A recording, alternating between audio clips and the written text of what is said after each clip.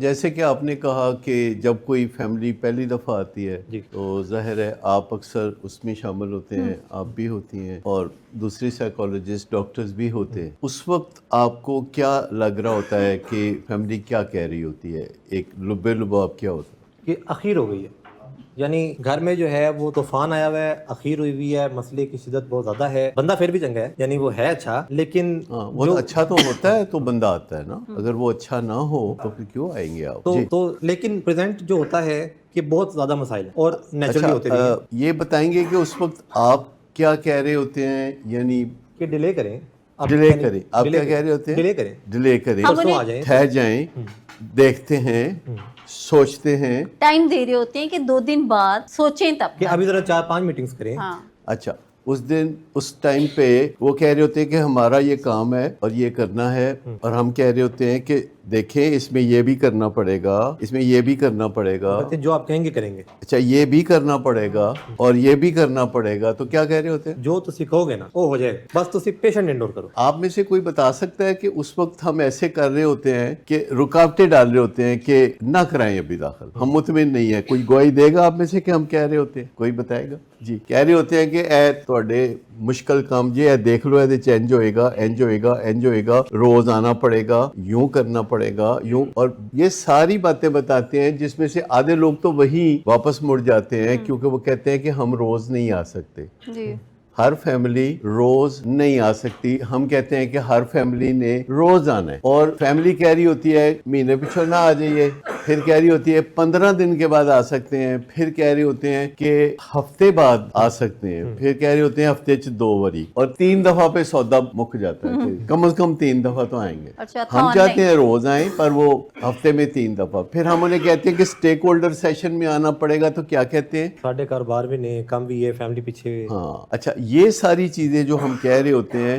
کوئی ایسی بات جو نہیں کہہ رہے ہوتے تو بتائیں جو بعد میں ہم کہتے ہیں. لیکن ساری باتیں سن کے ہم صرف یہ چاہ رہے ہوتے ہیں، ایکچولی بگننگ میں ہم یہ چاہ رہے ہوتے ہیں کہ جو کشتی میں سوار ہو وہ دوسرے کنارے تک چلا جائے، جو کشتی میں سوار نہیں ہو اس کے لیے افسوس. ہماری کوشش نہیں ہوتی کہ جس نے پوری ڈیڈیکیشن کے ساتھ علاج میں حصہ نہیں لینا تو وہ بیچ دریا نہیں چھوڑنا ہوتا. اور جب ہمیں پوری طرح دستخط کر کے دے دیتے ہیں کہ 100 دن چھیڑیں گے نہیں علاج کو، ہر بات مانیں گے، تب جا کے تو ہم کہتے ہیں اچھا آئیے. اور یہ وہ بہترین مومنٹ ہوتا ہے آخری، یہ آخری بہترین مومنٹ ہوتا ہے ہمارے لیے کہ ان کا کام ہے، ہم نے کرنا ہے، اور انہوں نے بھی جنت میں جانا ہے، ہم نے بھی جنت میں جانا ہے. یہ سوچ کے ساتھ ہم شروع کرتے ہیں. اگرچہ یہ ہمارا پیشہ ہے لیکن ہم اس پیشے کو چلا نہیں سکتے جب تک کہ اطمینان نہ ہو. یہ تکلیف دہ کام ہے، آسان کام نہیں ہے. نہیں، وہ کہیں اور چلے جاتے ہیں کیونکہ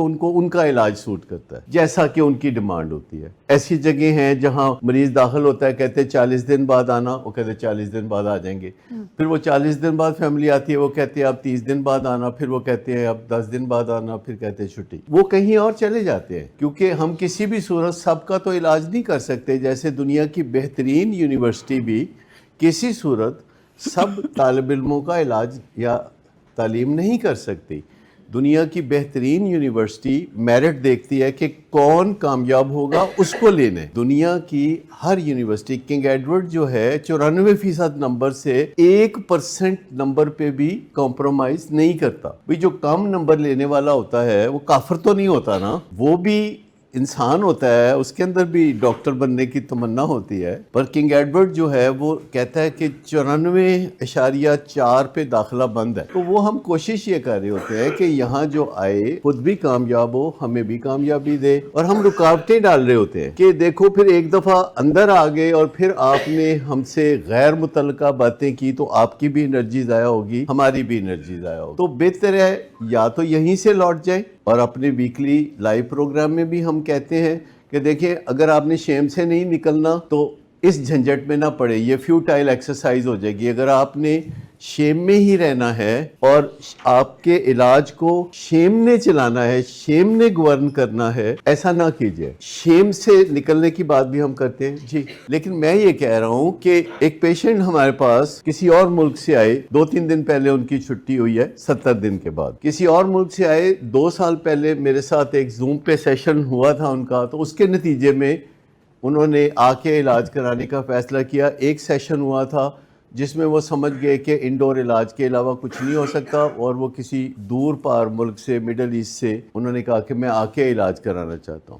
پیشنٹ بھی موٹیویٹڈ تھا, فیملی بھی موٹیویٹڈ تھی, سب کچھ تھا. ان کو بتایا کہ دیکھیں لیپ ٹاپ نہیں ملے گا, ان کو بتایا کہ ٹیلی فون نہیں ملے گا, ان کو بتایا کہ علاج میں آپ کو شریک ہونا پڑے گا. انہوں نے کہا ہم بوڑھے ہیں, ہم نے کہا کہ ہم آپ کو جوان کر دیں گے, آپ کو آنا ہوگا. انہوں نے کہا جی ہم لیپ ٹاپ نہیں مانگیں گے, ہم سیل فون نہیں مانگیں گے, ہم پورا تعاون کریں گے. میں نے کہا نہیں 2-3 دن سوچ لیں, 2-3 دن سوچ لیں. سب نے کہا 2-3 دن سوچ لیتے ہیں. اگلے دن پیشنٹ جو ہے خود ہی سوٹ کیس پکڑ کے تو آ گیا, کہتا لو جی میں آ گیا. میں نے کہا ماں باپ کتنے تھوڑے؟ کہتے ہیں وہ سوچتے پہنے حالا, میں آ گیا. تو میں نے کہا آپ آ گئے ہیں, اب میں چلے آئی. میں نے کہا پر لیپ ٹاپ نہیں ملے گا, موبائل نہیں ملے گا, علاج کے پیرامیٹرز کے مطابق. کہتے ہیں ہاں ہاں بالکل ٹھیک ہے. کتنے دن کے بعد لیپ ٹاپ مانگا انہوں نے, پھر کہا کہ نوکری چلی جائے گی, یہ ہو جائے گا, فلاں ہو جائے گا. ہوتا یہ ہے کہ ہمارے لیے یہ تو بہت مناسب ہے کہ کسی کو انٹر ہونے کے ٹائم پہ اگر ہمیں لگتا ہے کہ یہ علاج کو خراب کرے گا تو اس کو, لیکن ایک دفعہ جب کوئی آن بورڈ آ جاتا ہے تو پھر ہماری کوشش ہوتی ہے کہ اب ان کو سمجھائیں, اور پھر وہ کہتے ہیں جو آپ کہیں گے ہم وہی کریں گے, بریکٹ میں وہی نہیں کریں گے. پھر وہ آپ کہتے ہیں جو آپ کہیں گے وہی کریں گے, لیکن وہ نوکری ہے نا, وہ فلاں مسئلہ ہے نا. تو انہوں نے کہا نوکری ہے, یہ وہ ہے. میں نے کہا ان کا کوئی مستقبل نہیں ہے مڈل ایسٹ میں, ان کو پاکستان میں ہی ان کا مستقبل ہے, آپ کی گود میں, پیرنٹس کی گود میں. اور آپ کے حالات بھی ایسے ہیں کہ ان کو کوئی ضرورت نہیں کسی مڈل ایسٹ کے ملک میں رہنے کے لیے. انہوں نے کہا کہ آپ کی گود میں یہاں رہے, بہت فلرش کریں گے, اپنے ملک میں رہیں. الکوہلزم کے ساتھ یہ پردیس میں نہیں رہ سکتے. تو کسی کو بھی پھر ہم جب سمجھانا شروع کرتے ہیں تو وہ جو شروع میں لگتا تھا کہ ان کا کوئی کام ہے جو ہم کر رہے ہیں, وہ لگنے لگتا ہے ہمارا کوئی کام ہے جو یہ کر رہے ہیں. اچھا بات اب یہ ہے کہ وہ جو اب آپ نے کہی بات یہ ہے کہ میری ایک بڑی بہت خاص عزیزہ ہیں جن کو کوئی 18 سال پہلے کینسر ہوا تھا, بریسٹ کینسر. اس کا آپریشن ہوا تو فوری بات پتا چلا کہ ان کو ایک کڈنی میں بھی کینسر ہے, 2 کڈنی میں سے ایک میں. بریسٹ کینسر کا آپریشن ہوا, ایک کڈنی ریموو ہو گئی. اس کے بعد مسلسل علاج, ریڈیشن, مشکل سے مشکل چیزیں, مشکل سے مشکل تکلیف دہ معاملات, اور اب 2025 اور اب پتا چلا ہے کہ وہ جو ایک کڈنی تھی وہ آج ہی پتا چلا ہے اس میں بھی کینسر آ گیا, اور کوئی چارہ نظر نہیں آتا. وہ جو کینسر ہے اس کی وجہ سے آدھی کڈنی کو کاٹ دیں اور باقی خالی آدھی کڈنی پہ پورے جسم کو چلائیں. کیا کریں؟ ڈاکٹر سر جوڑ کے بیٹھے ہوئے ہیں, تو وہ ان کو نہیں پتا کہ کیا کریں.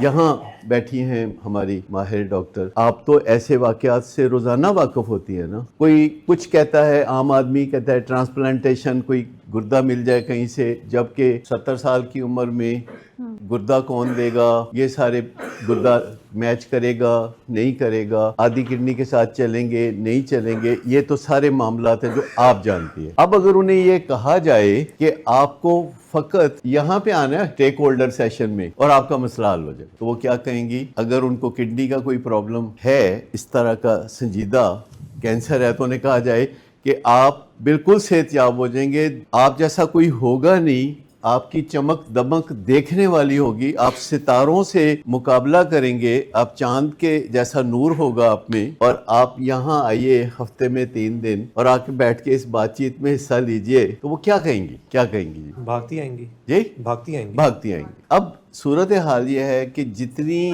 تکلیف سے نشے کی بیماری میں لوگ گزرتے ہیں, ان کی فیملیاں گزرتی ہیں, تو جب ان کو کہا جاتا ہے کہ اگر آپ فقط شیم سے نکل آئیں, شیم کو اپنی زندگی کے معاملات کنٹرول مت کرنے دیں, ڈھیٹ بن کے شیم سے نکل آئیں, کھل کے سامنے آ جائیں, آپ کی بیماری جو ہے اس کا جو ڈنگ ہے وہ نکل جائے گا. وہ جو کریونگ کا ڈنگ ہے, جو ہر وقت ذرا ذرا سی بات پہ کریونگ ہوتی ہے کہ اپنے نشے کی طرف چلا جاؤں میں, وہ جو کریونگ ہوتی ہے کہ موڈ اور مزاج کی خرابیاں جو ہیں وہ جنم لینے لگتی ہیں, تو جب کہتے ہیں کہ دیکھو یہ جو ہے آپ اس سے نکل آئیں شیم سے, اور یہ دنیا بھر کے تمام ڈاکٹر ڈاکٹر کہتے ہیں. ہم نے کوئی بات بنائی نہیں ہوئی. آپ چیک کر سکتے ہیں گوگل پہ جا کے کہ آپ کے علاج کو ایڈکشن میں اگر شیم گورن کر رہی ہے کہ شیم کسی دن کہتی ہے کہ علاج کراؤ تو آپ کرائیں گے, شیم کسی دن کہتی ہے کہ علاج مت کراؤ تو آپ نہیں کرائیں گے, تو پھر کچھ نہیں ہو سکتا. شیم گورن کرتی ہے. آپ اس پہلو کو سمجھتے ہیں جب ہم کہتے ہیں کہ شیم گورن کرتی ہے, کیا مطلب ہوا اس کا کہ شیم گورن کرتی ہے؟ تو نہیں, علاج کو شیم گورن کرتی ہے کا کیا مطلب؟ شیم آپ کے علاج کو شیم چلاتی ہے, شیم روکتی ہے, شیم چلاتی ہے, شیم روکتی ہے. شیم جو ہے فیصلہ کرتی ہے, جتنی اجازت دیتی ہے اتنا کرتے ہیں. جتنی اجازت دیتی ہے اتنا علاج کرائیں گے. شیم جتنی اجازت دیتی ہے. اگر شیم اجازت نہیں دیتی تو علاج نہیں کرائیں گے, کیونکہ علاج شروع بھی ایسے ہی ہوتا ہے بہت دیر سے, کیونکہ شیم اجازت نہیں دے رہی ہوتی. مجھے بتائیے کہ آپ سب کا جو علاج ہے وہ دیر سے کیوں شروع ہوا؟ ہمارے ایک دوست ہیں جو یہاں پہ اس وقت بیٹھے ہوئے ہیں, ان کو سیروسس آف لیور ہوا تو وہ ہمارے پاس یہاں آئے ہیں. ہمیں ان کو ڈیلی بیسس پہ خاص میڈیکل ٹریٹمنٹ کے طور پر خاص طریقے سے الکوہل دینی پڑتی ہے, خاص طریقے سے سگریٹ دینے پڑتے ہیں, اور حالات چونکہ ایسے ہیں تو دینے پڑتے ہیں. اس میں ہمارے ایک دوست کو بہت گلہ ہے کہ ہم ڈسکرمنیشن کرتے ہیں. باقی سب پیشنٹ کا بھی منورنجن ہونا چاہیے, باقی سب پیشنٹ کا بھی منورنجن ہونا چاہیے. وہ بھی شیم ہی بن جاتا ہے, اور اس کے ساتھ تعلق رکھنے والا ہر بندہ شیم میں مبتلا ہو جاتا ہے. میں آپ کو بتاؤں کہ معاشرہ ایسا ہے کہ وہ نشے کا علاج کرنے والے ڈاکٹر سے بھی تعصب رکھتا ہے. مجھے بتائیے کہ کیا دل کا ڈاکٹر زیادہ معزز ہوتا ہے کہ نشے کا علاج کرنے والا؟ دل کا.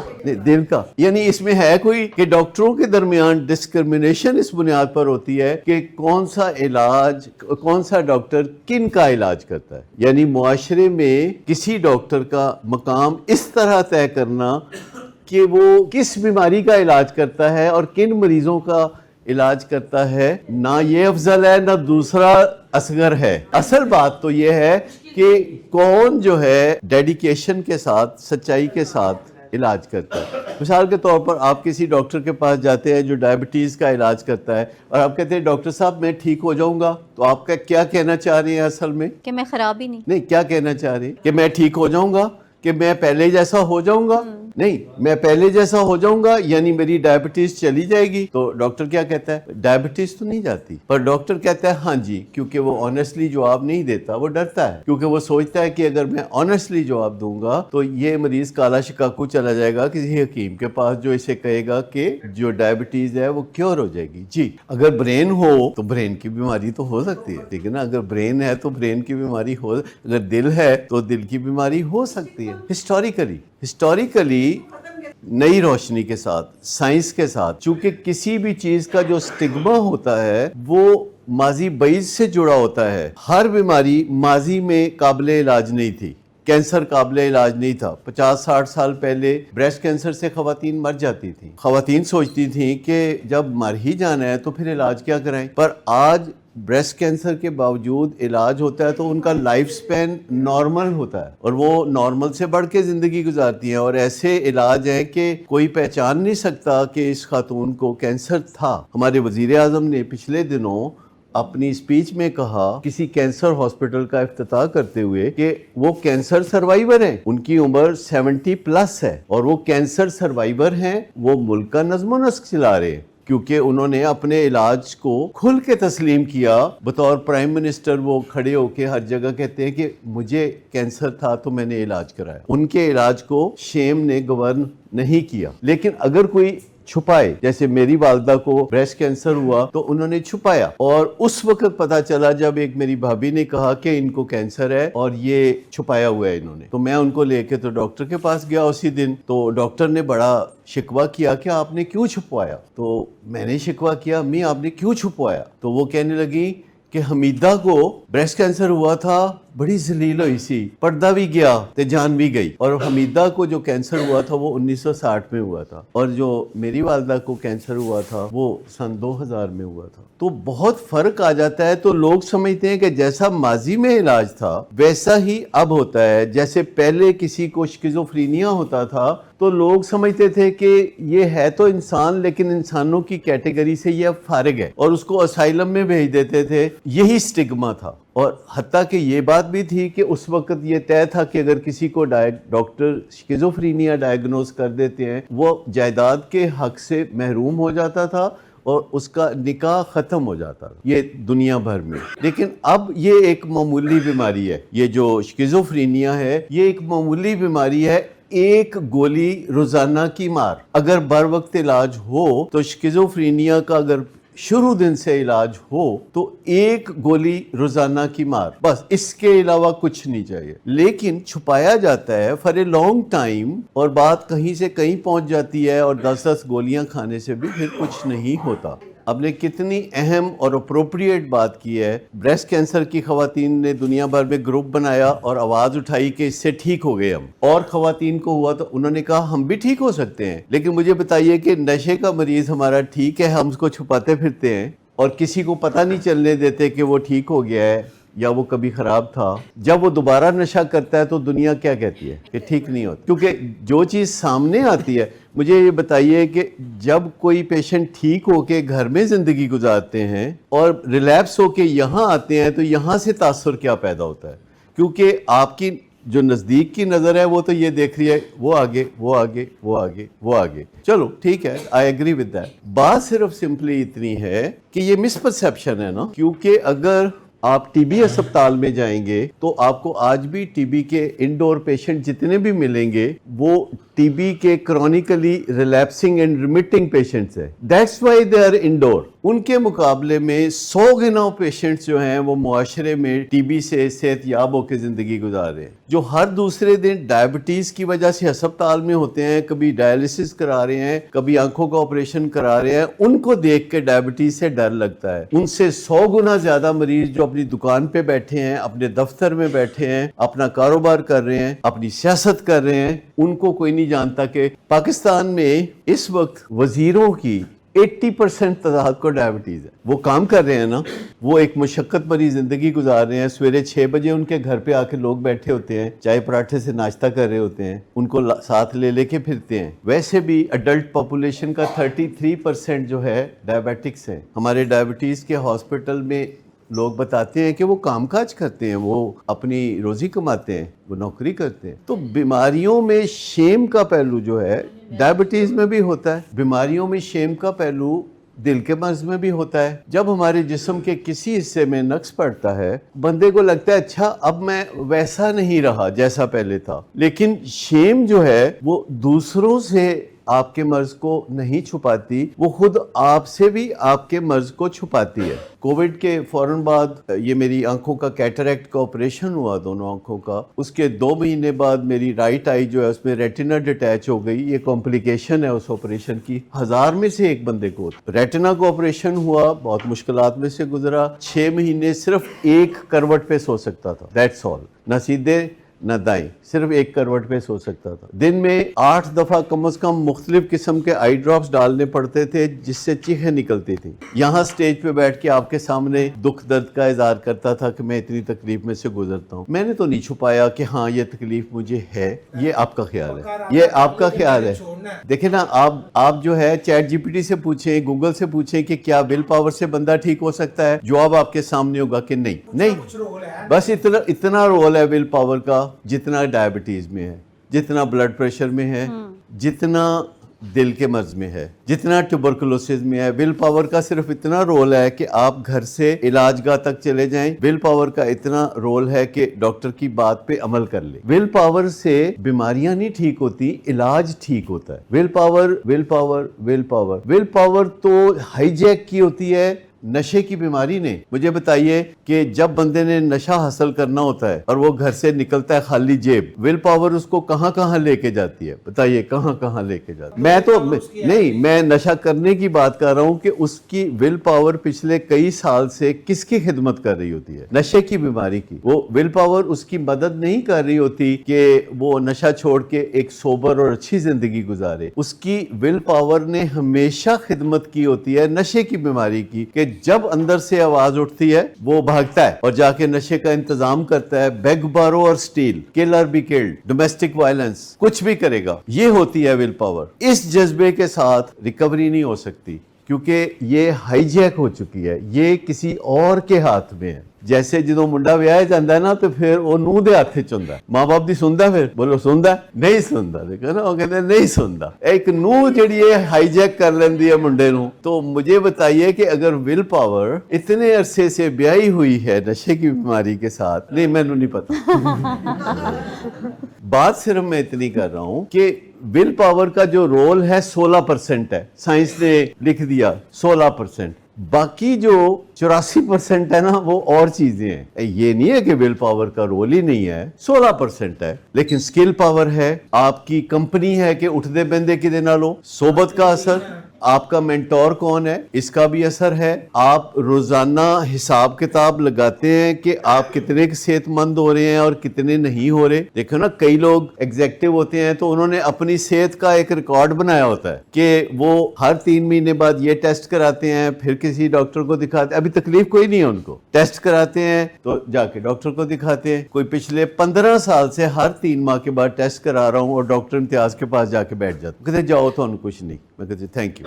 ویسے ایک دو مشورہ دے دیتے, اچھا یہ بھی کر لیں, یہ بھی کر لیں, یہ بھی کر لیں, کوئی نہ کوئی پابندیاں لگا دیتے ہیں. میں کہا جی بسم اللہ لگا دو. تو مطلب کہنے کا ہے کہ ول پاور جو ہوتی ہے وہ دیکھنا ہے کہ وہ ملازم کس کی ہے. ول پاور جو ہے وہ نوکری کس کی کرتی رہی ہے. وہ کیا میر کیا خوب سادہ ہیں, بیمار ہوئے جس کے سبب اسی عطار کے لونڈے سے دعا لیتے. سمجھ آئی کوئی نہیں سمجھ آئی؟ تو میں آپ کو بتاؤں کہ سائنس آپ کی خدمت کر رہی ہے, وہ کہتی نہیں ول پاور جو ہے اس کا رول محدود ہے 16%. تو ادھر چلے. بات ہم یہ کر رہے تھے کہ وہ شروع میں جو لگتا ہے کہ تہاڈا کوئی کام ہے جڑا اسی کرنا ہے اور اسی نخرہ کر رہے ہیں, ہم کہتے ہیں نہیں یوں کرنا پڑے گا آپ کو, ہم آپ کو شرائط بتا رہے ہوتے ہیں, ہم کہتے ہیں نہیں انڈور میں نہ آئیں, سوچ لیں آؤٹ ڈور میں بات کر لیتے ہیں, یوں کر لیتے ہیں. لیکن وہ ہمیں بتا رہے ہوتے ہیں کہ نہیں آؤٹ ڈور میں نہیں ہو سکتا, اے انج کردا ہے, اے انج کردا ہے, اینو تنو اینو اندر پاؤ. پھر وہ آخر کار ہمیں مجبور کر دیتے ہیں, and that's the best moment. اس کے بعد پھر ڈکلائن ہی ڈکلائن ہے, ڈکلائن ہی ڈکلائن ہے. وہ ڈکلائن کیوں ہے؟ کیونکہ پریکٹیکلی جب بندے کو واپس جا کے تو ٹچ اینڈ گو میٹنگ کرنی پڑتی ہے اور وہ دبکے مارتا ہے مریض, کیونکہ وہ اس کا ریلیشن شپ آپ کے ساتھ ایسے سیٹ ہوا ہوتا ہے کہ آپ اس کے عاشق ہوتے ہیں, وہ آپ کا معشوق ہوتا ہے اور وہ ساری زندگی آپ سے باتیں منواتا رہا ہوتا ہے. اور ہم کہتے ہیں کہ دیکھیں اس کی یہ بات نہ مانیں, اس کی یہ بات مانیں, اس کی یہ بات نہ مانیں, اس کی یہ بات ماننے, اور وہ ہنس رہے ہوتے ہیں. پیشنٹ ہمارے اوپر ہنس رہے ہوتے ہیں, کہتے کر لو جو کرنا ہے, کر لو تسی جو کرنا ہے. آخر میں ہم نے ایسے ذرا آنکھ دکھائی تو بس کام ہو جائے گا, چمتکار ہو جائے گا. اور وہی ہوتا ہے. اور پھر پیشنٹ, پھر فیملی بتائے جو تسی کہو گے نا, فیملی کہتی جو تسی کہو گے نا اسی وہی کرنا ہے. ابھی آج بھی دوپہر میری بات چیت ہو رہی تھی کراچی میں ایک والد سے, اور وہ یہی کہہ رہے تھے جو تسی کہو گے نا وہی کریں گے. علاج میں 90 دن ہو چکے ہیں. اس دوران میرے پاس, میں نے کہا دیکھیں آپ کے اور میرے درمیان 100 وائس میسج کم از کم ایکسچینج ہوئے. آپ نے ان 100 وائس میسج میں ہر وائس میسج میں کہا ہے کہ جو تسی کہو گے نا وہی کریں گے. پھر میں کہا تسی وہی کیتا جو تسی کیا سی تے اودے الٹ کیتا. یہ فکرہ کتنی کی دفعہ سنتے ہیں آپ؟ میں شمائلہ بیٹھی ہیں, آپ ہیں, کتنی دفعہ سنتے ہیں کہ جو تسی کہو گے نا وہی کریں گے. always. جی ایوری ٹائم ایوری ڈے. اچھا وہ وہی کیا ہوتا ہے جی جو تسی کہو گے وہی کریں گے؟ وہ وہی پتہ ہے کیا ہوتا ہے کہ جو اسی تانوں کہاں گے تسی وہ جدو سانوں واپس کہو گے تے اسی وہی کرانگے, پھر اسی وہی کریں گے. یعنی جو اسی تانوں کہاں گے تے 2-4 واری کہاں گے تے پھر تسی کہو گے اے کر لینے ہیں تے پھر اسی وہی کریں گے. کئی دفعہ میں نے آپ کو بتایا جو کچھ ہم آپ کو خدمت کر سکتے ہیں نا, آپ صرف ہمیں اس کا 20% موقع دیتے ہیں. 20% موقع دیتے ہیں, 20% خدمت کر دیتے ہیں. لیکن کر ہم زیادہ سکتے ہیں, تمنا ہم زیادہ کی رکھتے ہیں, کیونکہ جو مزہ ہمیں اپنا ایک مریض ترقی کرتا ہوا دیکھ کے جو مزہ آتا ہے نا وہ کسی اور دنیا کی چیز سے نہیں آتا. ایک ڈاکٹر چاہے وہ کوئی ہو جب وہ اپنے مریض کو صحت یاب دیکھتا ہے تو اس کی زندگی میں رونق آ جاتی ہے. بعد میں یوں لگتا ہے کہ کمپرومائزز ٹریٹمنٹ میں کمپرومائزز. دیکھیے بیچ میں رپورٹ خراب بھی ہوئی, پھر ہم نے اس کو سنبھالا بھی, پیشنٹ نے اپنے علاج کو شارٹن بھی کیا, خراب بھی کیا, اور میں نے ان کے گھر والوں کو بہت ہمبلی کہہ دیا کہ آپ اسے اپنی گود میں پاکستان واپس بلا لیں. He has no future in Middle East, کیونکہ یہ پچھلے کئی سال سے مڈل ایسٹ میں رہ رہا ہے اور بیوی بچے کے ساتھ رہ رہا ہے. اب آپ سوچ رہے ہوں گے کہ وہ کوئی کام کر رہا ہوگا تو افورڈ کر رہا ہوگا نا. نہیں, پیسے پاکستان سے جا رہے تھے, پیسے ماں باپ بھیج رہے ہوتے ہیں کہ یہ خرچہ چاہیے, یہ خرچہ چاہیے, یوں چاہیے, بچوں کے اسکول کی فیس, یہ گھر کا خرچہ, یہ فلانا, بس اگلے مہینے نوکری ہو جائے گی. اور کافی عرصے بعد نوکری ڈھونڈی تو وہ ایسی جگہ ڈھونڈی جب کمپنی کا جہاں مالک جو تھا وہ الکوہلک. کیسی جگہ نوکری ڈھونڈی؟ اب مجھے بتائیے کہ ایک الکوہلک نے نوکری ڈھونڈی, ایسی جگہ ڈھونڈی جہاں کمپنی کا جو مالک تھا وہ بھی الکوہلک. اس کو کہتے ہیں آ ملے ہیں سینہ چاکانے چمن سے سینہ چاک. آپ کو سمجھ آئی؟ آ ملے ہیں سینہ چاکانے چمن سے سینہ چاک. جیسے پھول, اس کا سادہ ترجمہ یہ ہے کہ پھول پھولوں سے آ ملے ہیں, پھول پھولوں سے آ ملے. سینہ چاکانے چمن پھولوں کو کہتے ہیں, یہ شاعروں کا انداز ہے بات کرنے کا. سینہ چاکانے چمن, چمن باغ کو کہتے ہیں, اور سینہ چاک کا مطلب ہے جو کلیاں کھل جاتی ہیں وہ سینہ چاک ہے. میں نے اپنی ان گناہگار آنکھوں سے دیکھا, ایک مریض کہتا ہے یار 10 دن ہو گئے تیرے گھر پہ آیا, بوجھ بنیا دیتے. یعنی الکوہلک 10 دن کسی الکوہلک کے گھر بوجھ بنا ہوا تھا. اس نے کہا یار سوری میں تیرے گھر بوجھ بنیا آیا. تو وہ کہتا ہے پھلاں دا بھی کوئی پہار ہوتا ہے.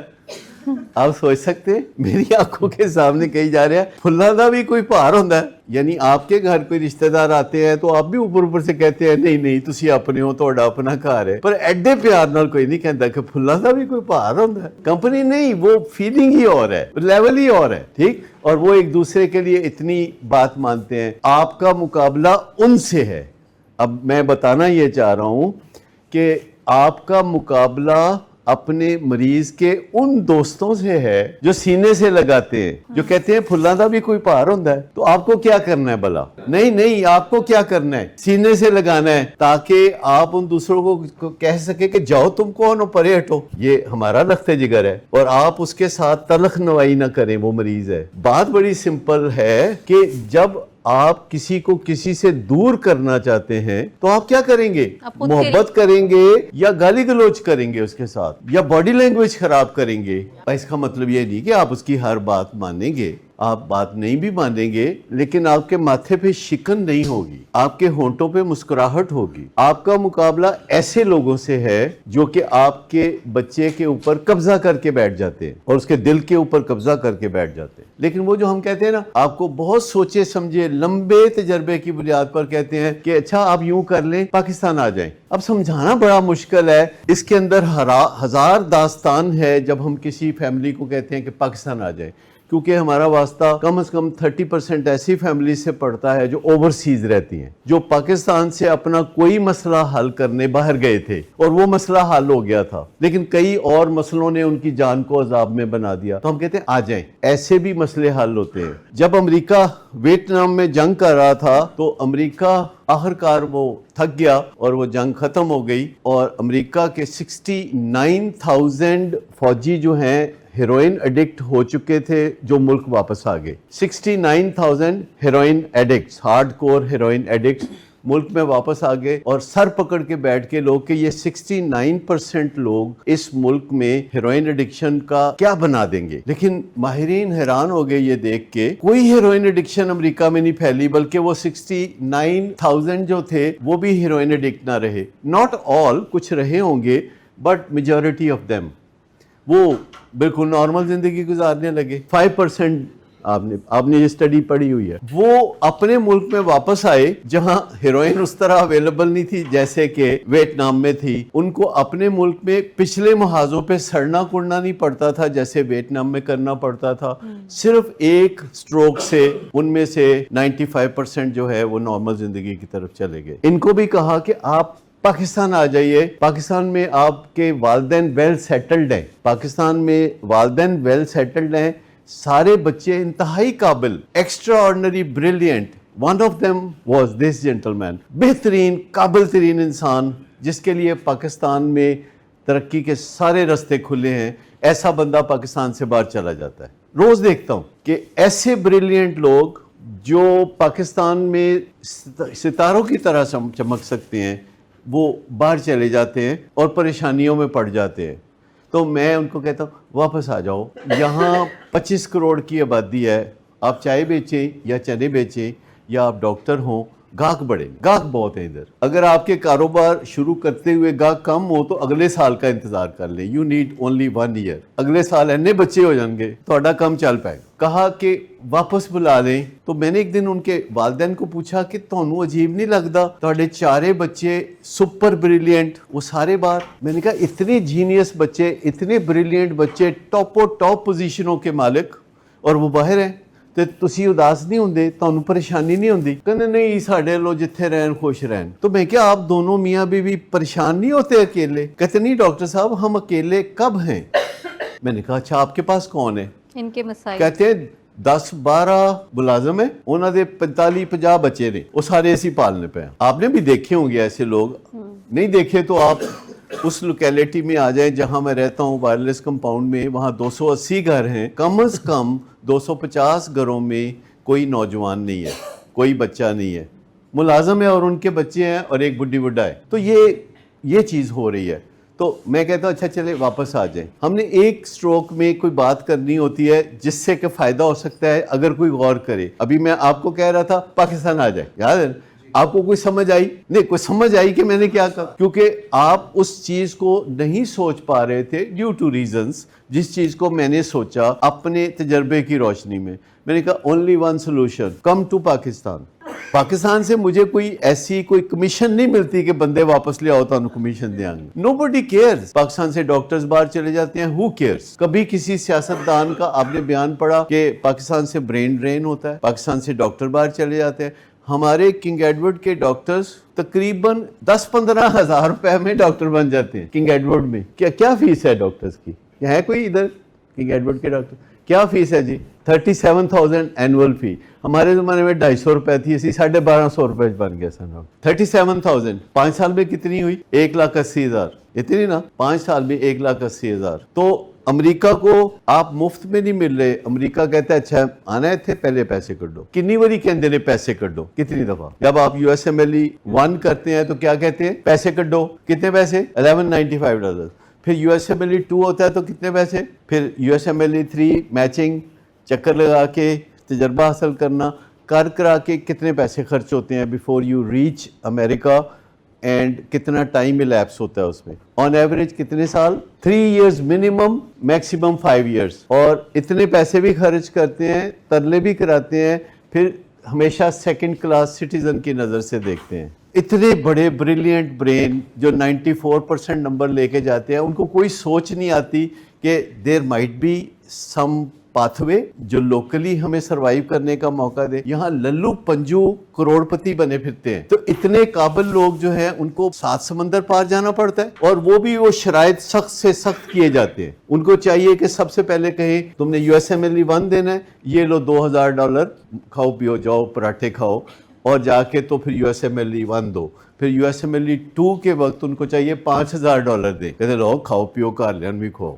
اور جب وہ ڈاکٹر کے طور پر اپوائنٹ کرتے ہیں تو ان کو چاہیے کہ پاکستان کی گورنمنٹ کو کہے کہ $1,00,000 تسی بھی رکھو, تھوڑا بچہ اسی کھو لیا, ٹھیک ہے, اسی گھر جو آئی بنانا ہے انہوں. تو نہیں, پر ایسا کچھ نہیں ہے. یہ سوچنے کی بات ہے, یہ ون لوز ڈیل ہے جو کہ میں سمجھاتا ہوں تو کچھ نہ کچھ ڈاکٹر میری سن لیتے ہیں, کچھ نہ کچھ میری سن لیتے ہیں. ایسے ہی 20% سن لیتے ہیں. کنگ ایڈورڈ کے ڈاکٹرز کی پہلی چوائس ولنگ ویز ہوتی ہے, یہاں اپلائی کرتے ہیں, بہت کچھ زندگی کے بارے میں سیکھتے ہیں.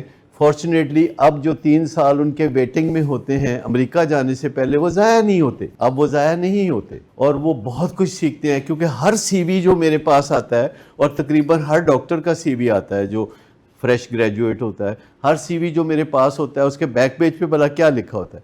ڈاکٹر احمد بتائیں بیک پیج پہ لاسٹ پیراگراف کیا ہوتا ہے؟ نہیں, جاب کرنے کی وجہ کیا لکھی ہوتی ہے؟ کہتے ہیں اپنے سینئر سے ولنگ ویز کے بارے میں بہت سنا اس لیے یہاں جاب کرنا چاہتے ہیں, پرسنالٹی ڈیولپمنٹ کرنا چاہتے ہیں. تو سمجھاتے ہیں ان کو باتیں کہ دیکھیں آج کے زمانے میں بات سمپل سی ہے, میں آپ کو بتاؤں, ہم نہیں کہتے کہ ہمیں بلائنڈلی فالو کرو, ہم کہتے ہیں کراس چیک کر لو. اس سے زیادہ اور کیا کہہ سکتے ہیں کہ کراس چیک کر لو. یہ جو ہے یہ زبردست کلچر ہے پریمیٹیو, جس کو ہم نے چھوڑ دیا. نہیں, اسلام نے نہیں دیا, یہ پریمیٹیو کلچر ہے دنیا بھر میں. آج بھی دیکھیں نا, ہر چیز اسلام کے کھاتے میں نہ ڈالیں. آج بھی دیہاتوں میں, چاہے وہ پاکستان کے دیہات ہوں, چاہے انڈیا کے دیہات ہوں, چاہے افغانستان کے دیہات ہوں, چاہے بنگلہ دیش کے دیہات ہوں, چاہے انگلینڈ کے دیہات ہوں, چاہے امریکہ کے دیہات ہوں, جہاں بھی پریمیٹیو کلچر ہوگا, پہلے بچے ماں باپ سے خدمت کرائیں گے, پھر بچے انڈیپینڈنٹ ہوں گے, پھر بچے انٹر ڈیپینڈنٹ ہوں گے,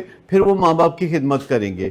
لیکن لندن میں, لاہور میں, نیو یارک میں, کراچی میں, اسلام آباد میں فرق آتا جا رہا ہے. اب یوں سمجھا جاتا ہے کہ بچے پہلے ڈیپینڈنٹ ہوتے ہیں, پھر وہ انڈیپینڈنٹ ہوتے ہیں, پھر وہ ماں باپ سے نفرت کرنا سیکھتے ہیں کیونکہ ماحول ایسا چل رہا ہوتا ہے. پھر وہ کہتے ہیں اگر 18 سال کے ہو جائیں گے تو گھر سے چلے جائیں گے. It is very normal in America, it is very normal in you کے. لیکن اصل بات ہے کہ 18 سال کا بچہ جب گھر سے چلا جاتا ہے اور والدین بھی بے بس اور بچہ بھی بے بس, تو مجھے بتائیے کہ ایک 18 سال کا بچہ کتنی تعلیم حاصل کر پائے گا, اور اس کے والدین جو ہے اس کو یاد کریں گے کہ نہیں کریں گے. تو آپ سمجھ گئے کہ جو بچہ گھر سے چلا جاتا ہے وہ کیوں چلا جاتا ہے. گھر میں کوئی تکلیف ہے نا اس کو, اور ماں باپ اس کی تکلیف دور نہیں کر سکے, کہیں پرابلم ہے. آپ کو یاد ہے کہ ایک جوائنٹ فیملی سسٹم ہوتا تھا جس میں بڑی سہولتیں ہوتی تھی, لیکن وہ ختم ہو گیا. وہ ختم اس لیے ہوا کہ لوگوں کو ایک دوسرے کے خراب رویوں سے مسئلہ تھا, لوگوں کو ایک دوسرے کے خراب رویوں سے مسئلہ تھا. تو مجھے بتائیے خراب رویے درست کرنے چاہیے تھے کہ جوائنٹ فیملی سسٹم ہی ختم کر دے. لیکن انسان کا ذہن کنفیوز ہے, وہ کنفیوز ہو کے فیصلے کرتا ہے, کرنا کچھ اور چاہیے, کرتا کچھ اور ہے. اور چیٹ جی پی ٹی کو یہی ایج حاصل ہے کہ وہ کنفیوز نہیں ہے, وہ کوئک ہے, وہ فوگی مائنڈ نہیں ہے. چیٹ جی پی ٹی میں اس کے پاس کلیئرٹی ہے, اس کے پاس ڈیٹا ہے, بیٹھ جائے, اس کے پاس ڈیٹا ہے, اور وہ آپ کو فوری طور پر وہ ڈیٹا انالیسس کر کے نتیجہ دے دیتا ہے. جبکہ ہمارا دماغ فوگی ہے, اس کے اندر بھی ڈیٹا ہے, لیکن اس ڈیٹا تک ایکسیس کرتے کرتے ایک سنیل سپیس کے ساتھ وہ فیصلے کرتا ہے, اور اس سے پہلے کہ ڈیٹا اس کی مدد کرے وہ غلط فیصلے کرتا ہے. اکثر جو ہے اسی طرح کے فیصلے ہوتے ہیں کہ جیسے میں نے کہا کہ جو جوائنٹ فیملی سسٹم ہے اس کے 100 فوائد تھے, لیکن نہیں سروائیو کر سکا کیونکہ انسانوں کے رویے خراب تھے. جب رویے خراب تھے تو رویے درست کرنے تھے. مجھے بتائیے کسی میاں بیوی کی شادی کے 3 مہینے بعد جو لڑائیاں شروع ہوتی ہیں تو پہلا خیال ذہن میں بھلا کیا آتا ہے؟ علیحدہ کر دو. علیحدہ. وہ یہ نہیں سوچتے کہ ہمارے رویے خراب ہیں, ان کو ٹھیک کر لیتے ہیں. وہ یہ سوچتے ہیں کہ دور ہو جائیں, رن اوے کریں ایک دوسرے سے. حالانکہ وہ یہ بھی سوچ سکتے ہیں کہ واٹس رانگ ود اس, یہ بھی تو وہ سوچ سکتے ہیں نا. بات یہاں سے شروع ہوئی تھی کہ جب ہم سٹارٹ کرتے ہیں کوئی پروجیکٹ تو ہر بات بتائی جاتی ہے. ایسے لگتا ہے ہماری پوری کوشش ہے کہ کوئی مریض داخل نہ ہو. جو تھوڑی بہت کسر رہ جاتی ہے, میں کسی کو محسن نواز کے کمرے میں بیٹھا دیکھوں تو میں آ جاتا ہوں, اس کے بعد اور محسن صاحب کا دل جو ہے نا وہ فوری طور پر زور سے دھڑکنا شروع کر دیتا ہے کہ ہن ساڈا کام خراب ہوئے گا. ایسے ہی ہوتا ہے نا, ایسے ہی ہے, ایسے ہی ہوتا. کیونکہ میں نے آ کے وہ باتیں شروع ہو جانی ہوتی ہیں وہی تو جو کہ وہ سننا نہیں چاہتے, لیکن وہ اس وقت مجھے کہتے ہیں اچھا جی اچھا ایسے ہی کریں گے ڈاکٹر, ایسے ہی, کیونکہ اس وقت تکلیف بڑی زیادہ ہوتی ہے تو وہ سب مانتے ہیں. تو بعد میں کہتے ہیں ڈاکٹر صاحب جو تسی کہو گے وہی کریں گے. جی. تو میں کہتا ہوں اچھا چلے ٹھیک ہے, اچھا چلے ٹھیک ہے. اس کے بعد جو ہے پھر کہانی آپ کے سامنے ہے. لیکن میں آپ کو بتاؤں کہ یہ جو تکلیف ہے, یہ جو طوالت اختیار کرتی ہے, یہ بڑی آسانی سے ختم ہو سکتی ہے کہ صرف آپ پتہ کر لیں کہ سائنس کیا کہتی ہے, بس اور کچھ نہیں, جسٹ سائنس.